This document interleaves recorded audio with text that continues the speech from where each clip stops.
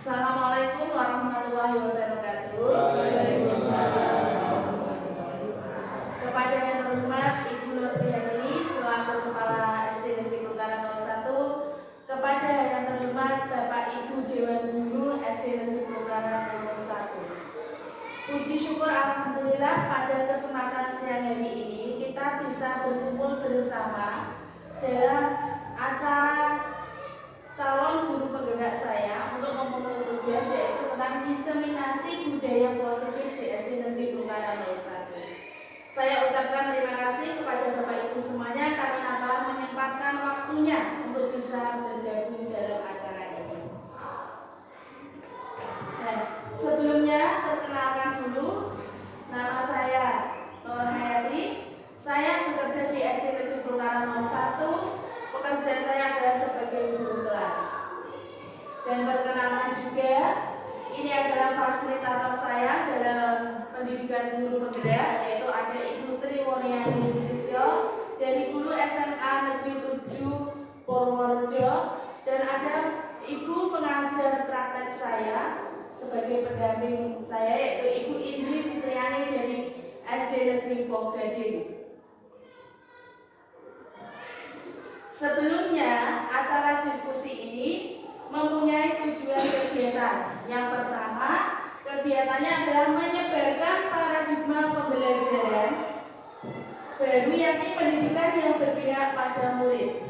Yang kedua, peserta dapat memahami budaya positif. Yang ketiga, peserta dapat memahami makna disiplin positif, apa motivasi perilaku manusia, kebutuhan dasar manusia, posisi kontrol, restitusi, keyakinan kelas, dan segitiga restitusi. Susunan acara. Nah, Bapak Ibu yang saya hormati, untuk susunan acara sosialisasi pada siang hari ini yaitu yang pertama pembukaan, yang kedua penyampaian materi, yang ketiga tanya jawab, yang keempat refleksi, dan yang kelima penutup dan foto bersama. Untuk acara yang pertama yaitu pembukaan, saya minta untuk Bapak Muhadi untuk membuka acara pada siang hari ini.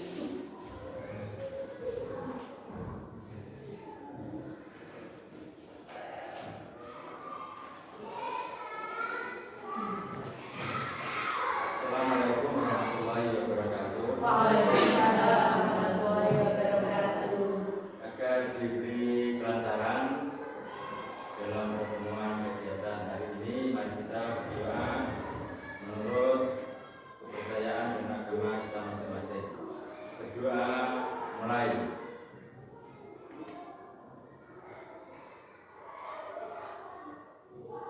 Berdoa selesai.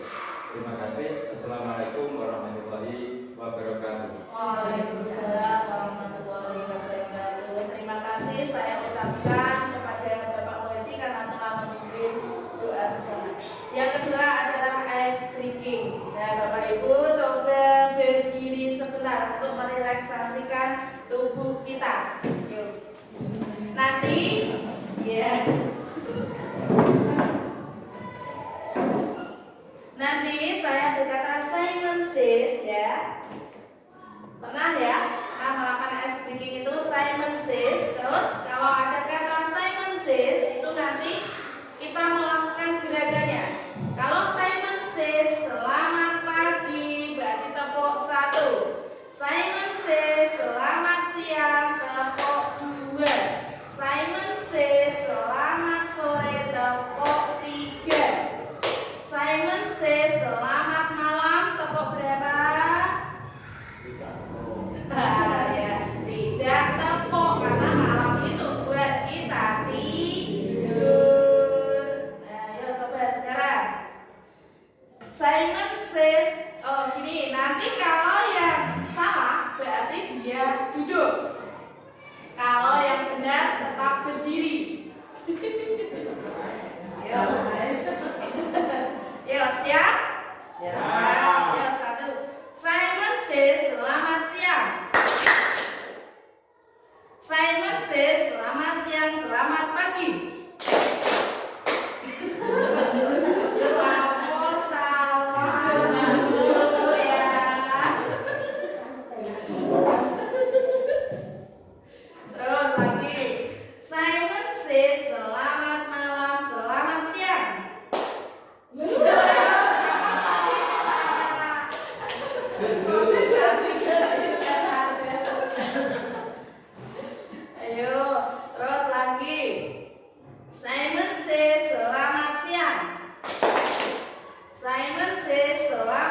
siang, selamat pagi.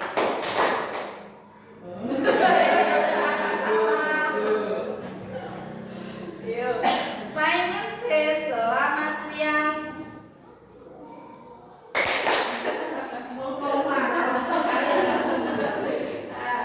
Simon says selamat siang, selamat pagi. Simon says selamat sore, selamat malam.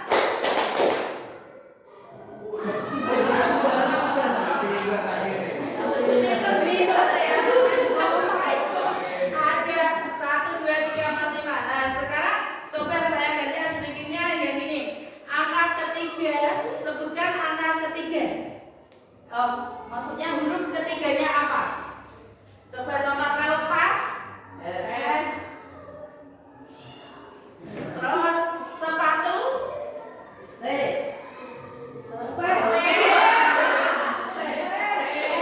Nah, ayo coba. Kita mulai ya. Kali ini mulai. Sandal. N. Kalau meja. J. Salah. Kalau meja.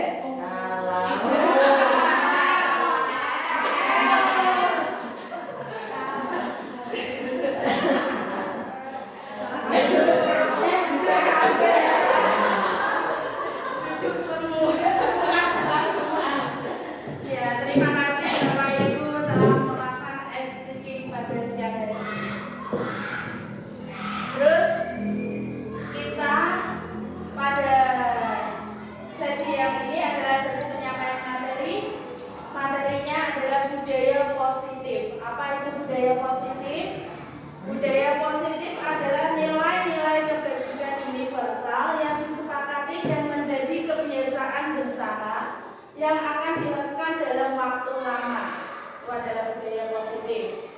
Terus tujuan pendidikan Indonesia yang dicantumkan oleh Bapak Pendidikan kita, yaitu Bapak Ki Hajar Dewantara, yaitu menuntut segala kodrat yang ada pada anak-anak agar mereka dapat mencapai keselamatan dan kebahagiaan yang setinggi-tingginya, baik sebagai manusia maupun sebagai anggota masyarakat. Itu adalah tujuan pendidikan kita. Terus kita sebagai pendidik ini menuntut murid untuk menuju pertumbuhan kodrat anak, baik itu kodrat zaman, kodrat alamnya. Nah itu Ki Hajar Dewantara itu mengibaratkan peran pendidik itu seperti kita ini sebagai Pak Tani yang sedang menanamkan padi, menyebarkan benih padi. Pak Tani itu hanya bisa memberi pupuk, mengairi, memberi menyianginya, memberi nutrisi pada tanamannya itu. Tetapi kita tidak bisa mengubah murid kita menjadi tanaman lain. Seperti kita menanam padi bisa berubah menjadi jagung. Monggo Pak Mo, kalau ada kepentingan, monggo bisa.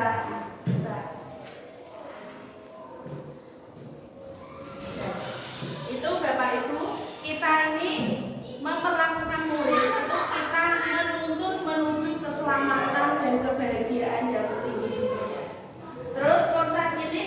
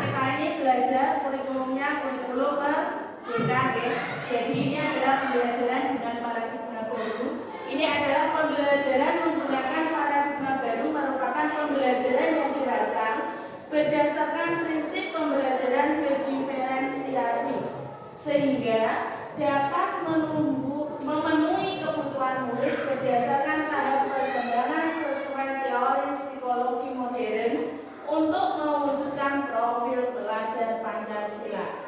Nah, di sini profil pelajar Pancasila itu ada 6 dimensi. Satu apa ayo? Beriman dan bertakwa kepada Tuhan yang Maha Esa dan berakal mulia. Kedua, mandiri. Tiga, bernalar kritis. Empat, kreatif. Lima, bergotong royong, berkebinekaan. Nah, itu adalah profil pelajar Pancasila. Sekarang miskonsepsi tentang teori kontrol. Teori kontrol atau nama lainnya ilusi kontrol ini dijelaskan Dr. William Deser, yaitu satu meliputi 4 ilusi. Yang pertama, ilusi guru mengontrol murid. Yang kedua, ilusi bahwa semua penguatan positif, efektif, dan bermanfaat. Yang ketiga, ilusi bahwa kritik dan membuat orang merasa bersalah dapat menguatkan karakter. Yang keempat, ilusi bahwa orang dewasa memiliki hak untuk memaksa. Kadang kita memaksa murid untuk melakukan sesuatu ya.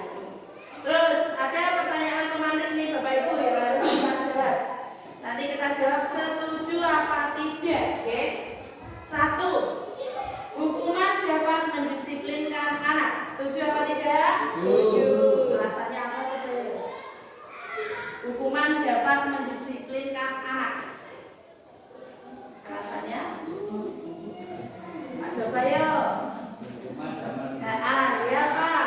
Supaya anak nanti akan segera akan melakukan yang terbaik. Tidak akan mengulangi lagi perbuatan yang kurang baik. Pintar ya, tepuk tangan. Bagus Pak. Tapi jedanya itu nanti bersifat sementara atau selamanya? Ya sementara. Iya, ada sementara terus nanti ada sebagian lagi. Terus yang kedua, pemberian hukuman dengan hal yang positif. Misalnya, biasanya kita menyuruh anak, menghukum anak itu dengan cara membersihkan kelas, terus ada membersihkan halaman sekolah, berlari mengelilingi lapangan. Nah itu dapat mendisiplinkan siswa. Setuju apa tidak? Setuju. Setuju. Ya sudah, kalau sudah setuju semua. Terus, nah ini bedanya hukuman dan konsekuensi. Hukuman itu apa? Konsekuensi itu bagaimana? Kalau hukuman itu bersifat tidak terencana atau tiba-tiba. Tiba-tiba saja kita menghukum murid yang ketika melakukan kesalahan. Kalau konsekuensi itu sudah terencana atau disepakati sebelumnya dengan murid. Terus hukuman itu bersifat satu arah tanpa adanya kesepakatan sebelumnya. Kalau konsekuensi, murid dibuat tidak nyaman dalam jangka waktu pendek. Contohnya, murid tidak mengerjakan PR. Kalau disuruh menuliskan apa itu atau mengerjakan PR di jam istirahat, itu termasuk hukuman atau konsekuensi? Hukuman. Hukuman atau konsekuensi? Konsekuensi.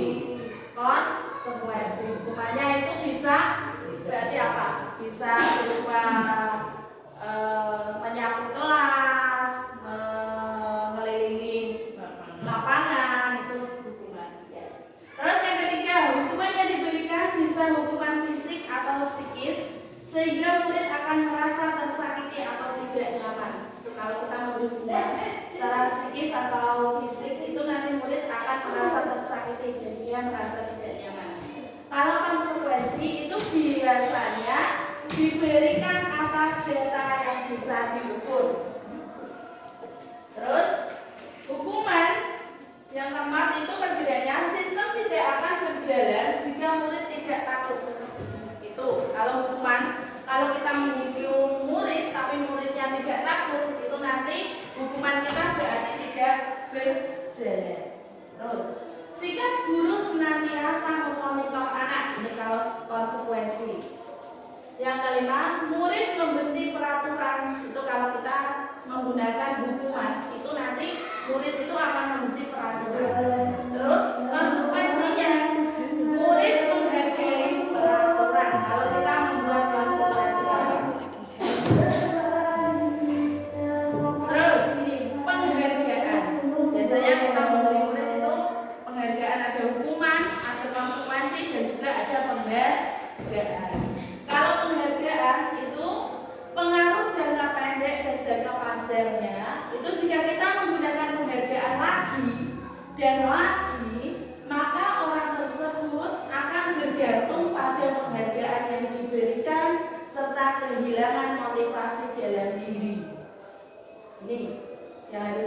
kalau kita memberikan penghargaan pada anak laki-laki itu nanti dia, oh saya akan melakukan ini, nanti pasti saya akan mendapatkan penghargaan ini. Nah itu dia pasti mengharap-harapkan lagi dan lagi.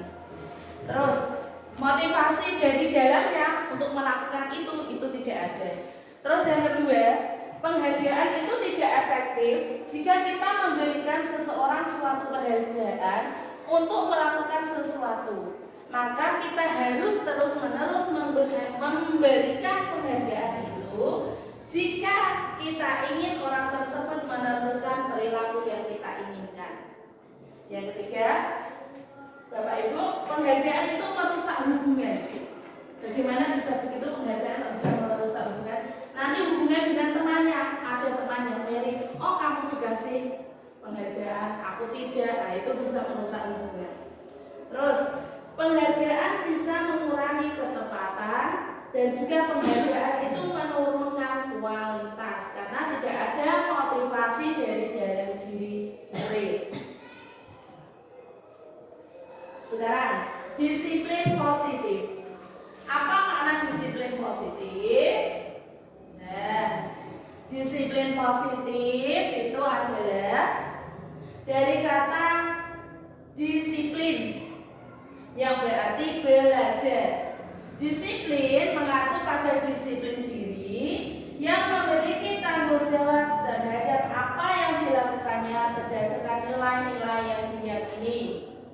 Terus, disiplin positif itu merupakan salah satu cara penerapan disiplin yang bertujuan untuk menumbuhkan kesadaran serta memberdayakan peserta didik tanpa imbalan atau reward, ancaman atau hukuman. Nih. Terus, sebagai pendidik, tujuan kita itu adalah mewujudkan peserta didik yang memiliki disiplin diri sehingga mereka berperilaku mengacu kepada nilai-nilai kebajikan universal dan memiliki motivasi intrinsik untuk mengubah perilaku ke arah yang lebih baik. Intinya, dalam kita mendisiplinkan dari disiplin diri ini motivasi dalam diri kita ini akan tumbuh sendiri tanpa adanya hukuman, tanpa adanya reward, tanpa adanya konsekuensi, ya itu nanti sudah tumbuh sendiri. Nilai-nilai kebajikan, nilai yang disepakati bersama terlepas dari suku bangsa, agama, bahasa maupun latar belakangnya. Dr. William Glasser pada teori kontrol punya tahun 84 menyatakan bahwa setiap perbuatan itu mempunyai tujuan. Dian Gosen tahun 1998 mengungkapkan bahwa dengan mengaitkan nilai-nilai kebajikan yang diyakini seorang, maka motivasi intrinsiknya akan terbangun sehingga menggerakkan motivasi dari dalam untuk dapat mencapai tujuan mulia yang diinginkan. Nah, Bapak Ibu, di sini ada nilai-nilai kebajikan dari institusi atau organisasi. Itu yang pertama, ada nilai profil pelajar Pancasila. Tadi ada berapa dimensi? 6 dimensi. Terus ada ILO Precarious Program. Ini ada nilai toleransi, rasa hormat, integritas, mandiri, menghargai, antusias, empati, keingintahuan, kreativitas, kerjasama, percaya diri, dan komitmen. Kalau nilai 9 pilar karakter Indonesia Heritage Foundation itu ada cinta Tuhan dan segenap ciptaannya, kemandirian dan tanggung jawab, amanah, diplomatis, hormat dan santun, dermawan, suka menolong dan gotong royong, percaya diri, kreatif dan bekerja keras, kepemimpinan dan keadilan, baik rendah hati, kedamaian dan toleransi. Terus nilai-nilai kebajikan dari institusi lain yaitu ada keterampilan hidup. Keterampilan hidup itu meliputi dapat dipercaya, lurus hati, pendengar yang aktif, tidak merendahkan orang lain, memberikan yang terbaik dan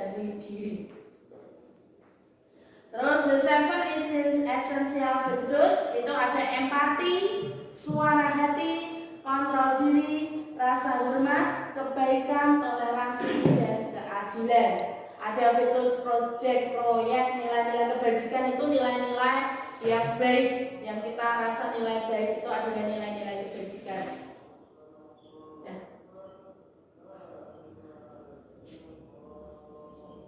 Kebutuhan dasar manusia.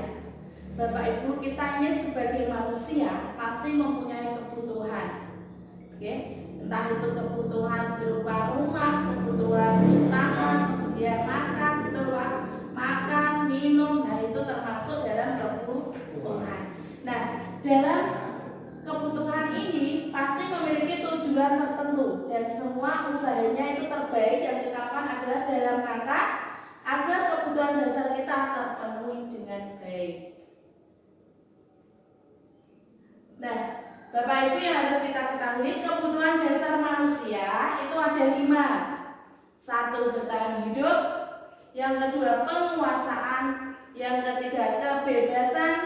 Yang keempat, kesenangan. Yang kelima, kasih sayang diterima. Nah, ini kita rasakan dalam kehidupan sehari-hari kita. Ada 5 kebutuhan dasar manusia. Entah itu kita sebagai guru, entah itu sebagai murid, pasti membutuhkan 5 kebutuhan dasar ini.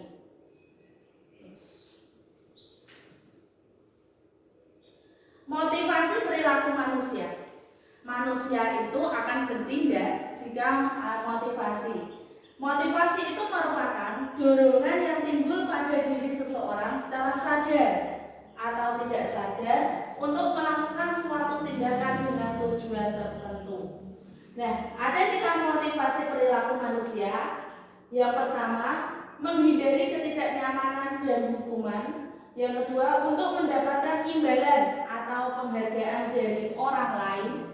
Dia termotivasi melakukan sesuatu itu karena dia membutuhkan imbalan atau penghargaan dari orang lain. Terus yang ketiga, untuk menjadi orang yang mereka inginkan dan menghargai diri sendiri dengan nilai-nilai yang mereka percaya. Nah, di antara ketiga motivasi ini, yang paling memiliki disiplin positif itu adalah motivasi yang ketiga, yaitu untuk menjadi orang yang mereka inginkan dan menghargai diri sendiri dengan nilai-nilai yang mereka percaya. Nah, ini adalah posisi kita, di mana kita adalah sebagai pendidik, yaitu tadi tujuan Ki Hajar Dewantara itu kan kita sebagai pendidik menuntun anak agar menuju kebahagiaan dan keselamatannya dengan setinggi-tingginya. Jadi ada 5 posisi kontrol kita sebagai guru. Yang pertama itu sebagai penghukum, kita ini diposisikan sebagai penghukum. Yang kedua, kita diposisikan untuk membuat rasa bersalah. Yang ketiga, itu kita diposisikan sebagai rasa teman. Yang keempat, sebagai pemantau. Yang kelima, sebagai manajer. Bagaimana kita melakukannya? Ini ada penjelasannya. Kalau kita sebagai penghukum, itu seorang penghukum bisa menggunakan hukuman fisik maupun verbal. Oke, kita biasanya menghukum, tapi kalau hukuman fisik sekarang kan jarang ya kan, tapi ya biasa kita lakukan. Nah, orang-orang yang menjalankan posisi penghukum senantiasa mengatakan bahwa sekolah memerlukan sistem atau alat yang dapat lebih menekan murid-murid lebih dalam lagi. Guru-guru yang menerapkan posisi penghukum ini akan berkata, kalau kita biasa menghukum murid, itu biasanya kita berkata seperti ini, patuhi aturan saya, awas kau, pasti seperti itu. Awas, kata-kata awas itu dia sedang menghukum. Awas kalau kamu tidak mengerjakan PR. Nah itu posisi kita dengan perkataan itu sebagai posisi penghukum. Terus lagi, kamu itu selalu salah, kamu itu mengerjakan ini tidak salah terus. Nah itu. Terus lagi ada selalu dan pasti selalu yang terakhir selesai. Kamu atau Dino itu selalu dan selalu pasti yang terakhir selesai. Nah itu posisi kita sebagai penghukum. Nah, guru seperti ini itu senantiasa percaya hanya ada satu cara agar pembelajaran bisa berhasil, yaitu cara dia. Tapi ada negatifnya. Bagaimana? Murid bisa menjadi dendam dan marah. Itu kalau kita memposisikan diri kita sebagai penghukum. Pasti murid itu dendam. Oh ya, aku kemarin dihukum oleh guru itu. Pasti dia akan dendam dan marah sekali di dalam hatinya. Motivasi intrinsiknya itu tidak akan keluar. Kalau kita sebagai guru diposisikan sebagai membuat merasa bersalah pada murid, kalau ada murid yang melakukan kesalahan, tetapi kita melakukan posisi kontrol gurunya sebagai pembuat merasa bersalah pada murid, itu pada posisi ini biasanya guru akan bersuara lebih lembut. Pembuat rasa bersalah akan menggunakan keheningan yang membuat orang lain merasa tidak nyaman, bersalah atau rendah diri. Kata-kata yang keluar itu biasanya seperti ini. Ibu sangat kecewa sekali dengan kamu. Nah, antara guru dengan siswa ini sebagai pembuat merasa bersalah. Terus, berapa kali Bapak harus memberitahu kamu ya? Nah, kamu itu tetap saja melakukan hal seperti itu. Itu kan dia murid akan merasa bersalah kalau kita mengucapkan kata-kata itu. Gimana coba kalau orang tua kamu tahu kamu berbuat begini? Nah itu. Nanti kan murid akan mengeluarkan alasannya sendiri. Bagaimana itu kita membuat rasa bersalah itu kepada murid. Terus di posisi ini murid akan memiliki penilaian diri yang buruk tentang diri mereka. Murid merasa tidak berharga dan telah mengecewakan orang-orang yang disayanginya. Itu terus negatifnya, murid akan merasa menjadi orang yang gagal dan tidak sanggup membahagiakan orang lain. Kadang-kala sikap seperti ini lebih berbahaya dari sikap penghukum karena emosi akan tertanam rapat di dalam murid menahan perasaan. Dia akan merasa bersalah, tidak bisa mengungkapkan, emosinya tertanam di dalam hati, tidak bisa diungkapkan. Terus kita sebagai guru diposisikan sebagai teman sesama murid. Bagaimana posisi teman? Guru pada posisi ini tidak akan menyakiti murid, namun akan tetap berupaya mengontrol murid melalui persuasi, melalui ajakan. Posisi teman pada guru bisa negatif ataupun positif. Positif di sini berupa hubungan baik yang terjalin antara guru dan murid. Guru di posisi teman menggunakan hukuman baik dan humor, hubungan baik dan humor, biasanya dengan candaan untuk mempengaruhi seseorang. Kadang kalau kita menghukum dengan humor, itu kata-kata yang keluar dengan teman mengukur kita dulu sebagai teman itu biasanya sambil merangkul anak. Ayolah, ayo bantulah demi bapak ya, atau demi ibu ya, ayolah bantu demi ibu. Nanti ibu dimarahin kepala sekolah loh. Nah itu kan kata-kata kita sebagai teman mengajak murid untuk memperbaiki dirinya, tapi kita posisikan kita sebagai teman. Terus, ayo ingat tidak bantuan bapak selama ini. Ya sudah, kali ini tidak apa-apa, nanti ibu bantu bereskan. Nah, seperti itu kita posisikan diri sebagai teman. Hal negatif dari posisi teman adalah bila suatu saat guru tersebut tidak membantu, maka murid itu akan mengharap bantuannya lagi. Saya pikir bapak atau ibu itu teman saya. Nah, dia seperti itu. Kalau seperti itu bagus apa tidak ya dirasa itu? Ya ada bagusnya ya ada tidaknya pasti. Terus hal lain yang mungkin timbul adalah murid hanya akan bertindak untuk guru tersebut dan tidak untuk guru lainnya. Murid akan tergantung pada guru tersebut. Jadi Posisi sebagai pemantau ini adalah posisi kontrol diri sebagai guru. Yang keempat itu adalah sebagai pemantau. Kita adalah sebagai pemantau pada murid-murid. Artinya peraturan dan konsekuensi. Dengan menggunakan sanksi atau konsekuensi, kita dapat memisahkan hubungan pribadi kita dengan murid sebagai seorang yang menjalankan posisi pemantau. Pertanyaan yang diajukan seorang pemantau biasanya, peraturannya apa? Nah, seumpama ada murid telah melakukan kesalahan, nah itu tidak piket. Peraturannya apa? Kita kan sudah menyepakati kesepakatan kelas. Nah itu adalah sebagai pemantau. Apa yang telah kamu lakukan? Nah itu nanti murid akan menjawab sendiri, memberi alasannya dengan sendirinya. Sanksi atau konsekuensinya apa? Nah itu kita ingatkan lagi sanksi atau konsekuensinya. Seorang pemantau sangat mengandalkan penghitungan, catatan, data yang dapat digunakan sebagai bukti atas perilaku seseorang. Posisi ini akan menggunakan stiker, slip catatan, daftar cek. Posisi pemantau sendiri berawal dari teori stimulus respon yang menunjukkan tanggung jawab guru dalam mengontrol murid. Nah ini sebagai pemantau. Kadang murid itu masih kadang sudah kita tanya, tapi murid masih menyembunyikan sesuatu. Nah itu kita bisa kontrol diri sebagai pemantau. Nah ini posisi kontrol diri yang kelima yaitu sebagai manajer. Nah ini posisi yang sesuai dengan diri kita. Ini adalah sebagai manajer.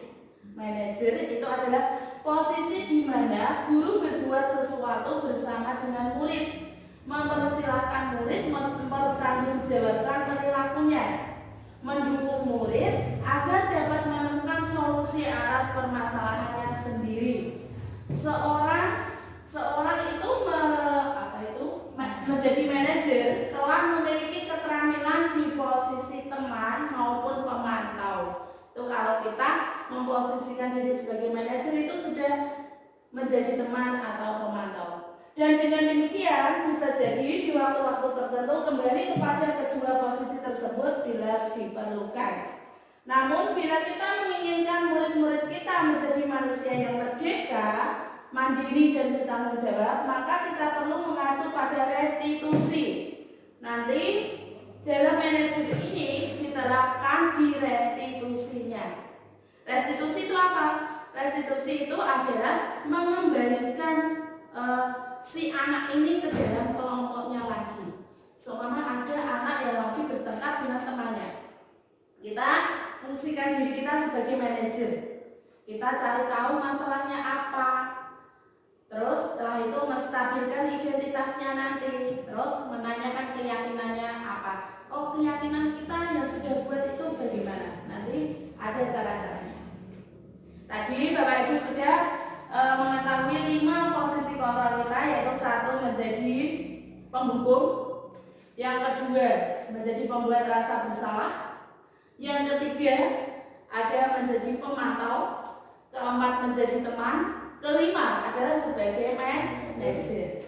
Nah dari pengetahuan tadi, posisi apakah aku? Nah ini kita jawab, saya kecewa sekali dengan kamu. Berarti posisi apa? Pembuat rasa bersalah. Ya. Terus, kalau ini, posisi apakah aku? Kamu tidak akan pernah benar melakukannya. Guru. Iya posisi guru Pak, tapi posisi guru tadi kan ada 5 kontrolnya. 1 sebagai pendukung, 2 sebagai pembuat rasa bersalah, 3 sebagai teman, 4 pemantau, dan 5 sebagai manajer. Kali ini kamu tidak akan pernah benar melakukannya. Hukuman, dia ini sebagai penghukum ya. Gurunya ini sebagai penghukum. Terus posisi apakah aku? Ayolah lakukan demi bapak atau ibu ya. Ya teman. Iya. Terus ini posisi apakah aku? Kamu tidak akan pernah mendapat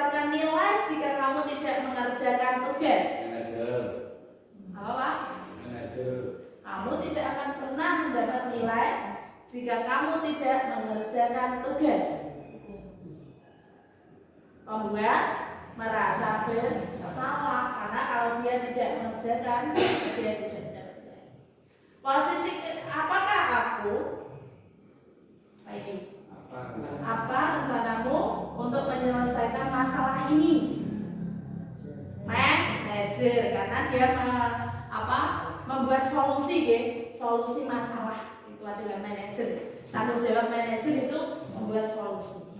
Nah, itu tadi dari Bapak Ibu sudah paham antara posisi 5 kontrol guru. Sekarang kita lanjut ke keyakinan kelas.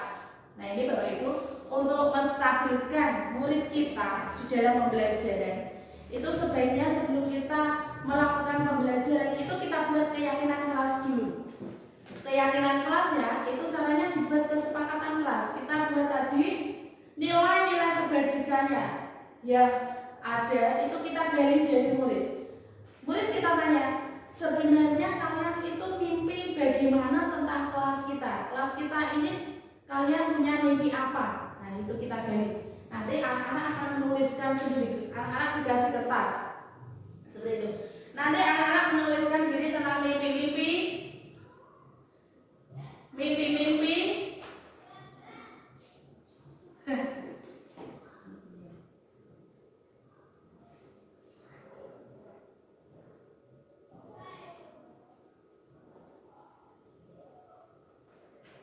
tentang mimpi-mimpinya, tentang kelasnya mereka sendiri. Mimpi-mimpinya di kelas ini. Kadang anak kan memimpikan tidak datang terlambat. Dia bermimpi kelasnya bersih atau dia bermimpi apa. Nah, itu nanti disiplin dalam belajar, tidak ramai di dalam pembelajaran. Nah, itu kita buat dalam keyakinan kelas. Mengapa keyakinan kelas? Mengapa tidak peraturan kelas saja? Nah, ini ada pertanyaan. Mengapa kita memiliki peraturan tentang penggunaan helm pada saat mengendarai kendaraan roda 2 atau motor? Apa alasannya dia? Kok kenapa kita saat mengendarai kendaraan motor harus pakai helm? Supaya ya betul Bu, supaya selamat. Terus, mengapa kita memiliki peraturan tentang penggunaan masker dan mencuci tangan setiap saat? Menjaga kesehatan. Betul. Itu tentang keyakinan. Sekarang bagaimana pembentukan keyakinan kelas? Pembentukannya keyakinan kelas itu bersifat abstrak.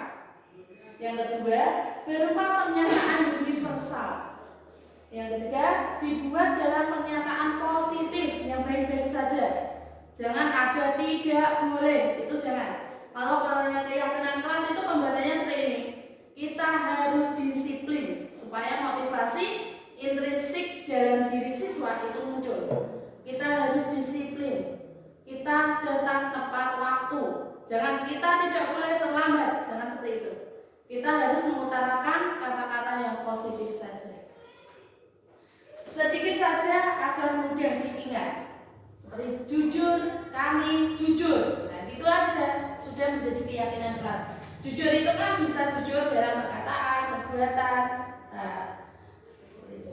Terus sesuai dengan kondisi kelas atau sekolah sehingga mudah diterapkan sesuai dengan kondisi kelas kita. Makanya yang membuat peraturan kelas itu adalah per kelasnya masing-masing. Terus semua warga sekolah atau warga kelas dilibatkan secara langsung. Guru dan murid itu berinteraksi langsung dengan cara membuat kesepakatan kelas tadi. Biasanya kita menggunakan itu kertas kecil.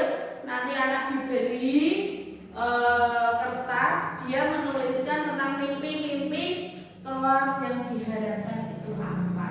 Nanti dicurahkan, terus ditempel, ya caranya ditempel. Setelah ditempel, pasti anaknya kan nulis kita tidak boleh ya. Itu kita buat menjadi kalimat yang positif, kalimatnya menjadi yang lebih sedikit dan mudah dimengerti anak, mudah diingat. Nanti kalau anak itu melakukan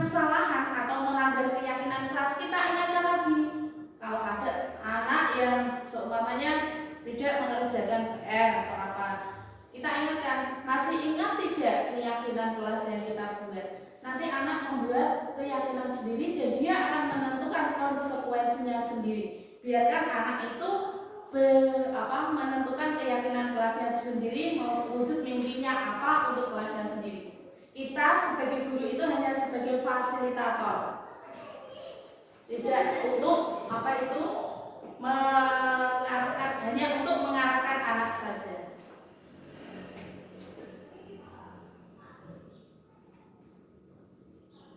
Nah, ini Bapak Ibu, dalam menghadapi masalah, pasti kita sebagai manusia pasti mempunyai masalah di mana-mana. Tapi untuk menghadapi masalah kita sebagai guru, ini kita kan sebagai guru pasti menghadapi anak itu pasti mempunyai masalah. Kita bisa menerapkannya dengan cara segitiga restitusi. Yang pertama, langkah-langkah dalam segitiga restitusi. Tadi sudah saya jelaskan, restitusi itu adalah mengembalikan nama baik anak ke kelompoknya dan membuat anak itu mencari solusinya sendiri. Bagaimana cara menyelesaikan masalah? Yang pertama, itu menstabilkan identitas. Kita semua melakukan hal terbaik yang bisa kita lakukan. Jangan menstabilkan identitasnya dulu. Yang kedua, validasi tindakan yang salah. Yang ketiga, menanyakan keyakinan kelas. Kita ingatkan kembali keyakinan kelas yang sudah kita buat. Kalau kita buat keyakinan kelas, terus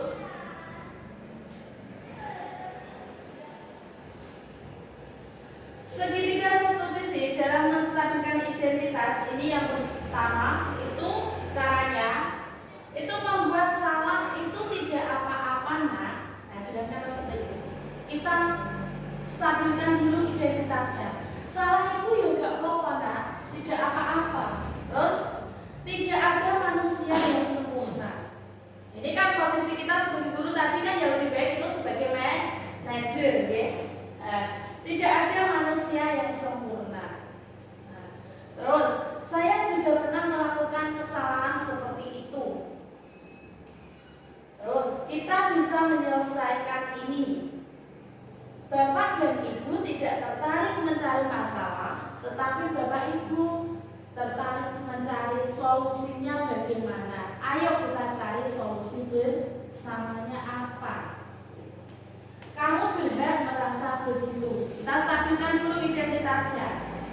Seumpama ada anak tidak piket, dia kan berbuat salah ya, pasti teman-temannya akan dikucilkan. Kita stabilkan dulu identitasnya. Kita kasih kata-kata seperti itu. Berbuat itu tidak apa-apa nak. Kamu tidak piket ya tidak apa-apa nak. Nah, tapi ada solusinya. Bagaimana caranya? Kamu tahu tidak caranya? Nah, biarkan anak itu menggali atas kesalahannya sendiri, memperbaiki masalahnya sendiri. Nah, itu kita memunculkan cara memperbaiki masalah yang muncul dari intrinsik dari motivasi dalam diri siswa. Kalau kita menjadi penghukum, itu nanti akan sementara. Oh, dia akan jelek, dia akan marah, nanti dia akan dendam pada kita sebagai guru. Terus yang kedua itu validasi tindakan yang salah. Kita cari tahu kenapa anak tadi kok tidak piket. Kita cari tahu, kita dalami, cari validasi tindakan yang salahnya apa. Dengan cara seperti ini biasanya. Padahal kamu bisa melakukan yang lebih buruk daripada ini ya. Nah, kita validasi tindakan yang salah. Kamu pasti punya alasan mengapa kamu melakukan hal itu. Kita cari terus tindakan masalahnya itu apa. Terus kamu patut bangga pada dirimu karena kamu telah melindungi sesuatu yang penting buatmu. Nah, ini untuk menggali bagaimana dia itu merasa bersalah.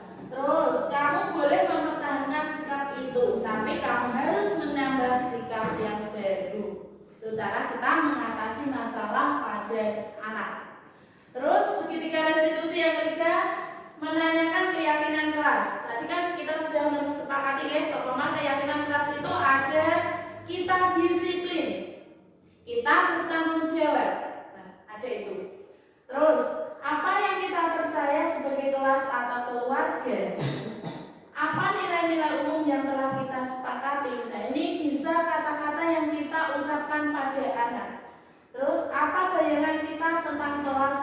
dia. Kamu mau jadi orang yang seperti apa? Nah ini termotivasi secara intrinsik nanti. Kalau kita menerapkan menyelesaikan masalah dengan segitiga restitusi, nanti anak itu akan terbangun motivasinya secara intrinsik dari dalam hati. Oke. Tadi kan contoh anak tidak piket kelas. Cara kita menyelesaikan dengan segitiga restitusi tadi ada 3. 1, menstabilkan identitas. Yang kedua itu kita validasi tindakan yang salah. Yang ketiga baru kita menanyakan keyakinannya. Contoh seperti ini. Ada anak tidak mengerjakan piket kelas. Terus kita pasti temannya bilang, tadi loh Bu, ada si Dino tidak piket kelas. Dino tadi datanya lebih siang Bu, jadi dia tidak piket kelas. Nah seperti itu kan pasti ada beberapa siswa yang seperti itu. Terus bagaimana sih kita menghadapi anak itu? Coba kita terapkan dengan segitiga institusinya. Bagaimana? 1, menstabilkan identitas. Kita panggil anak itu dengan berhadapan-hadapan ya. Kita panggil tanpa ada temannya. Kita tanyai dengan cara menstabilkan identitasnya dulu. Kamu itu tidak apa-apa, kamu melakukan hal seperti itu. Tapi apa kamu tahu cara lain kenapa kamu seperti itu? Seperti itu. Terus setelah itu kita ajak tentang diri kita. Ibu guru dulu ya pernah tidak melakukan piket, pernah tidak piket, tapi bu guru punya tanggung jawab. Bu guru tahu cara yang terbaik, atau bu guru tahu cara supaya nanti bu guru piket lagi. Dulu aku seusaha kalian. Terus tanya lagi pada si anak itu, apa kamu tahu caranya nanti bagaimana kamu bisa piket kembali? Nah itu. Terus setelah itu kita validasi tindakannya. Tindakannya apa? Terus kita validasi kenapa kamu tadi tidak piket. Nah pasti anak itu kan menjawab, nanti kalian menjawabnya sendiri-sendiri. Terus kalau sudah, berarti anak itu kita kembalikan ke keyakinan kelasnya. Keyakinan kelasnya kan sudah disepakati. Apa kamu ingat keyakinan kelas yang kita sepakati? Nah, anak itu pasti tahu kalau sudah membuat bersama, kita buat bersama antara guru dan siswa membuat kesepakatan kelas, kita harus bertanggung jawab. Pasti seperti itu. Dan iya, kalau kamu tahu, terus kita tanyakan perasaannya bagaimana setelah anak itu melanggar keyakinan kelasnya. Nah, kalau sudah kita tanya perasaannya, nanti dia akan menjawab, terus kita kuatkan lagi. Kita kuatkan lagi bagaimana perasaannya. Terus kalau dia sudah menjawab, validasi tindakan yang salah sudah kita lakukan, sudah kita terapkan, kita lihat apakah anak ini besok-besoknya masih berulang-ulang apa tidak. Nah, kita ingatkan lagi keyakinan kelas. Ini kita bisa buat di dalam kelas kita supaya kelas kita kondusif, aman, dan nyaman untuk pembelajaran. Ini kita buat keyakinan kelas. Wah.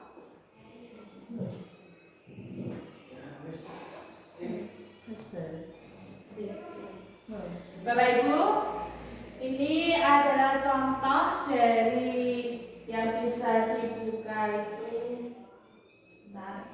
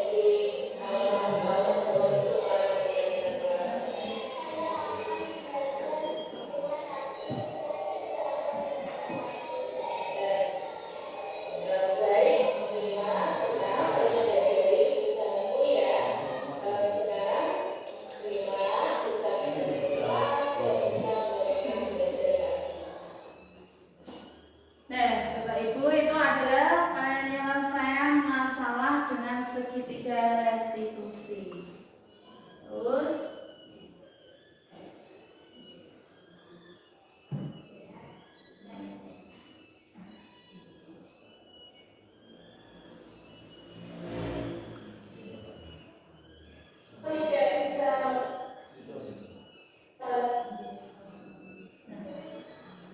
refleksinya adalah dalam penerapan program disiplin positif, hendaknya guru memiliki standar kepribadian, keprofesionalan, dan sosial yang baik, di mana guru mampu merefleksi dirinya dalam posisi kontrol. Bagaimana perjalanan dirinya itu sebagai manajer, ini sebagai manajer yang menuntun murid-muridnya menjadi insan yang mandiri, merdeka, dan bertanggung jawab. Dan rencana perbaikan implementasi selanjutnya itu dalam menerapkan program disiplin positif, saya akan berkolaborasi dengan warga sekolah menyamakan persepsi untuk menuntun murid-murid menjadi insan yang mandiri, merdeka, dan bertanggung jawab. Nah, itu tadi materi tentang disiplin budaya positif. Saya harapkan nanti Bapak Ibu dalam penyelesaian masalah itu menggunakan yang lebih baik. Kita posisikan diri ini sebagai manajer, itu lebih baik. Kita manajer itu kan tadi bisa sebagai pemantau, bisa sebagai teman dalam menyelesaikan masalah. Dan dalam kita mencari penyelesaian masalah itu kita bisa menggunakan tadi segitiga restitusinya. Biar kita memunculkan motivasi intrinsik siswa itu dari dalam sendiri. Itu jangka panjangnya itu akan lebih berharga dan lebih kelihatan di jangka panjangnya.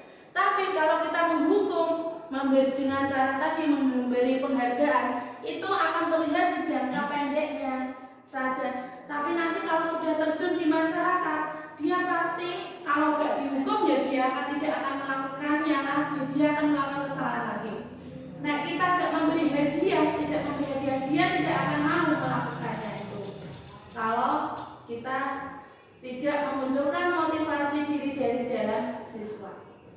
Nah, sekian presentasi dari saya. Sekarang sesi yang kedua adalah sesi tanya jawab. Monggo silakan Bapak Ibu yang mau bertanya.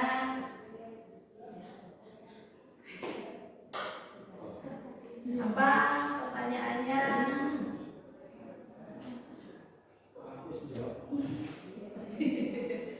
Pak monggo, ada yang mau bertanya?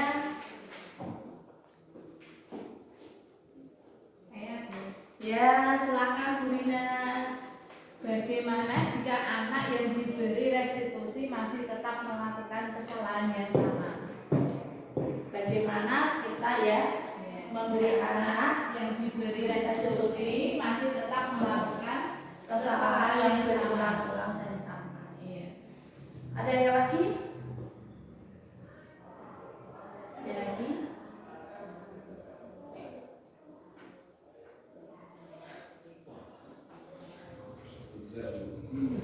Ya, saya jawab dulu ya. Bagaimana kalau kita memberi restitusi, penyelesaian masalah dengan restitusi, tapi anak itu masih berulang-ulang lagi kesalahannya, mengulangi kesalahannya lagi dan lagi. Nah, sekarang kita tinjau lagi, bagaimana cara kita itu menumbuhkan motivasi intrinsik dari dalamnya dengan cara pertanyaan, menggali-gali pertanyaan tadi. Restitusi kan ada 3 tadi. 1, menstabilkan identitas. Yang kedua, validasi tindakan yang salah. Terus yang ketiga, menanyakan keyakinan kelas.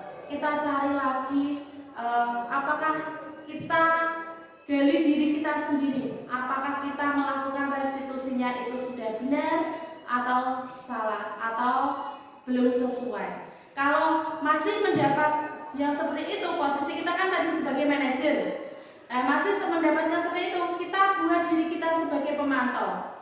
Apakah siswa itu masih menyembunyikan kebohongan atau sudah mengutarakan hal-hal semuanya dengan kejujuran. Nah, seperti itu. Kita posisikan diri kita sebagai pemantau. Kita cek bagaimana anak itu kok masih mengulanginya lagi. Berarti kita pantau lagi, kita cari lagi kenapa.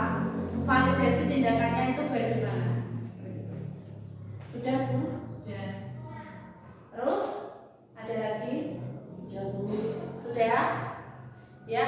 Kalau sudah, sekarang kita akhiri presentasi sosialisasi tentang budaya positif di SD Negeri Bungkaran 01 ini dengan bacaan hamdalah bersama. Semoga materi yang saya sampaikan pada siang hari ini bermanfaat bagi kita semua dan kita bisa menerapkan budaya-budaya positif di lingkungan sekolah kita. Sekian dari saya. Wassalamualaikum warahmatullahi wabarakatuh. Waalaikumsalam warahmatullahi wabarakatuh. Terima kasih Bapak Ibu semuanya. Sugeng istirahat.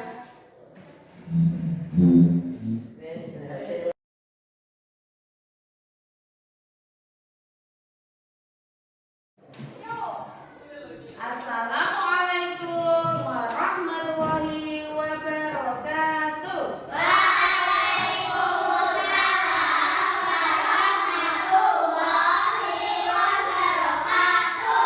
Bagaimana kabarnya hari ini?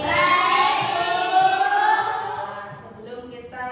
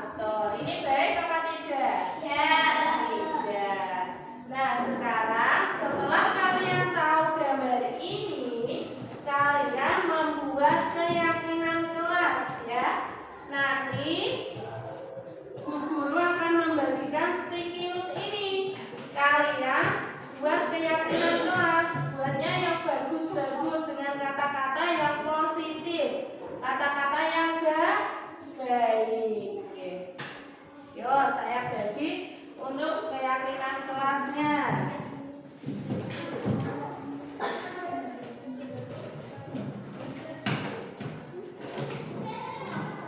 Sudah? Kalau sudah bisa ditempel di depan sini, di bagian sini untuk menempelkannya. Yuk, maju. Tempel, ya. Ya. Tempel. Yuk. Yang sudah terus langsung duduk kembali.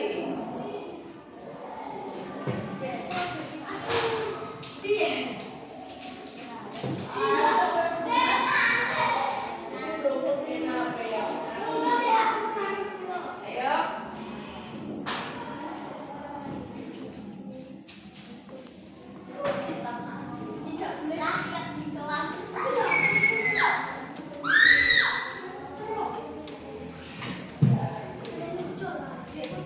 Oh, sudah semua? Yuk. Lanjut, sudah?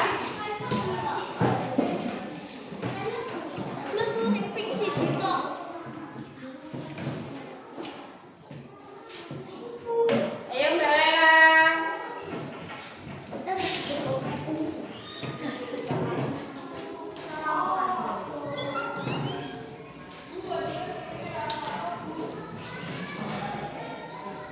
Terus saya lagi yang belum.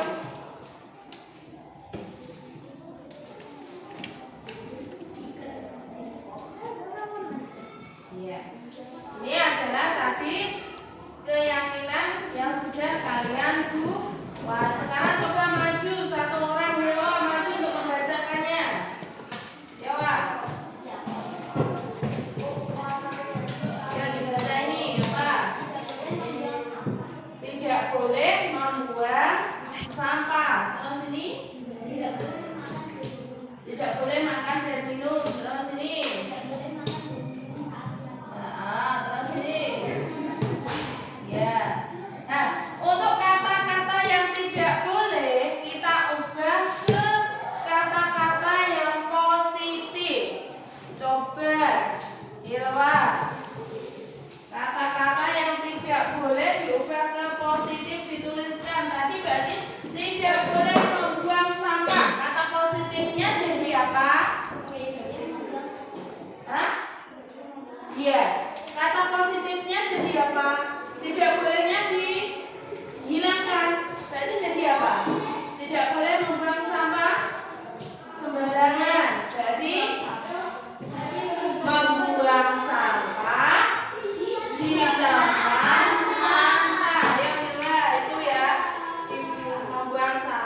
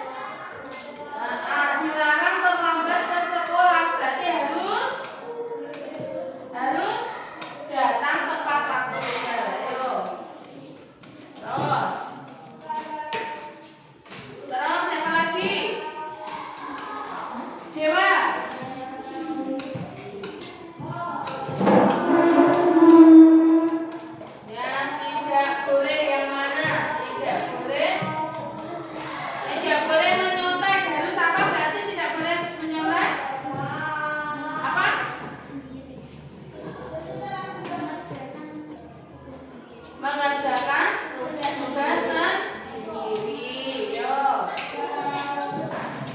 Yang sudah langsung ditempel di sini. Sengaja tidak bolehnya. Mana tadi tidak boleh buang sampah. Yuk, terus. On, terus. Sama. Ini.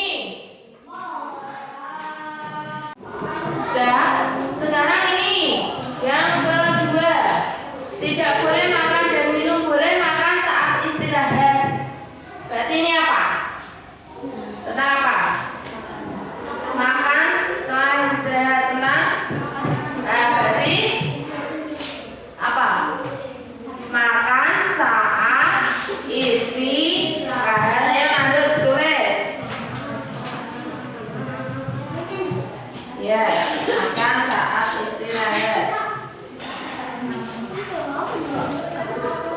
Terus datang sekolah tepat waktu. Datang sekolah tepat waktu. Berarti apa? Ini ya, kalimat positifnya berarti sama ya. Datang sekolah tepat waktu. Ayo sini Hilwa. Ditulis. Datang sekolah tepat waktu. Terus lagi 3M harus rukun. Nah ini siapa yang harus rukun? Vira harus rukun.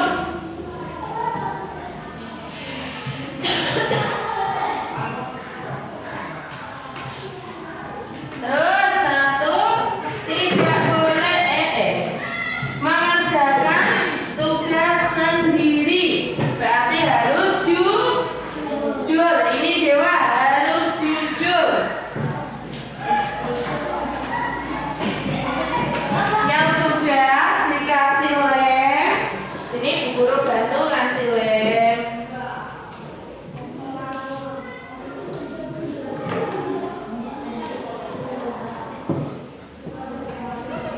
Yuk ditempel di kertas yang hitam.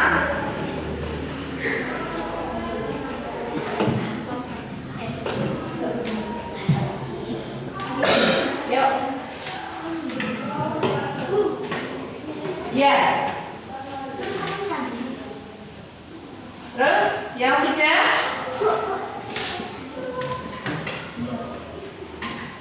mana Hira? Saya Bu Guru bantu kasih lem.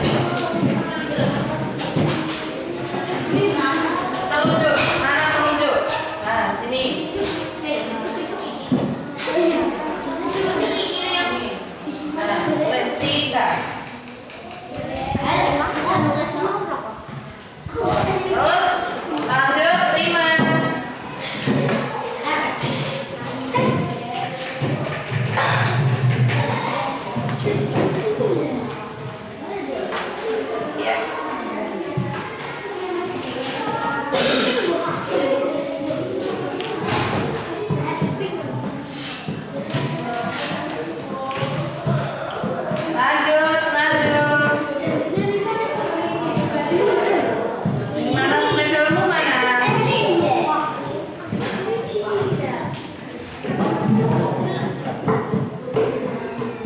jangan lupa.